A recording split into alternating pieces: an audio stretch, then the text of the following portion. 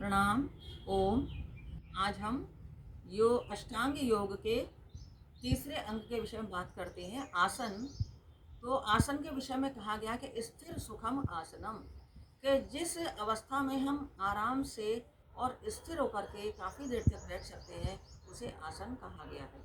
ये कई प्रकार के अपने शारीरिक क्षमता के अनुसार हम बैठते हैं, जैसे कि जिनसे पालथी मार करके नहीं बैठा जाता है, वो आगे पैरों को फैला करके बैठते हैं तो उसको दंडासन कहते हैं, या साधारण पालथी मार करके बैठते हैं तो उसे हम सुखासन कहते हैं। इसी तरह से एक पैर ऊपर करके सिद्धासन कहा जाता है, जिसमें सिद्ध योगी करते हैं। इसी तरीके से दोनों पैरों को एक दूसरे के ऊपर रख करके हम पद्मासन कहते हैं। और फिर पेट की कई बीमारियों के लिए हम वज्रासन पर भी बैठ करके प्राणायाम कर सकते हैं। इस तरह से ये कई प्रकार के आसन योग में बताए गए हैं। और उसके बाद नीचे जो हम वस्त्र बिछाते हैं उसको भी आसन कहा जाता है। वो भी बहुत आरामदायक होना चाहिए, या तो ऊन का हो या किसी मोटे कपड़े का हो, और या फिर कुशा के आसन में भी कई लोग आसन करते हैं। तो इस तरह के आसन पर भी हमें ध्यान देना चाहिए कि उसमें हमें आराम मिलना चाहिए और हम स्थिरता से स्थिर होकर के काफ़ी देर तक हम बैठ सकें।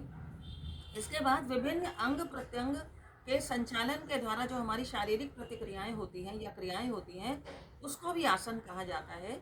जैसे कि हम ताड़ासन करते हैं, या हम चक्की आसन करते हैं, या हम और तरह के आसन करते हैं। बहुत तरह के आसन योग में, कठिन आसन, सरल आसन है। तो अपनी अपनी शारीरिक क्षमता के अनुसार, शक्ति के अनुसार आसन किया जा सकता है। उसमें हमें शक्ति का अतिक्रमण नहीं करना चाहिए। जितना हमसे हो सके, जितना हमारा शरीर कहता है हमसे, उतना ही हमें आसन करना चाहिए। यदि हम अतिक्रमण करेंगे तो हमें उसका नुकसान भी हो सकता है। इसके बाद आसन करते समय या प्राणायाम करते समय हमें इस बात का ध्यान रखना चाहिए कि हम बिल्कुल सीधे बैठें और हमारी रीढ़ की हड्डी बिल्कुल सीधे होनी चाहिए। आसपास कोई जो है किसी तरह का कोई शोर नहीं होना चाहिए। आराम से ध्यान लगा करके, ईश्वर का ध्यान लगा करके, मन में ओम का उच्चारण करते हुए हमें आसन पर बैठ करके सुखपूर्वक कहना जो है प्राणायाम करना चाहिए। धन्यवाद।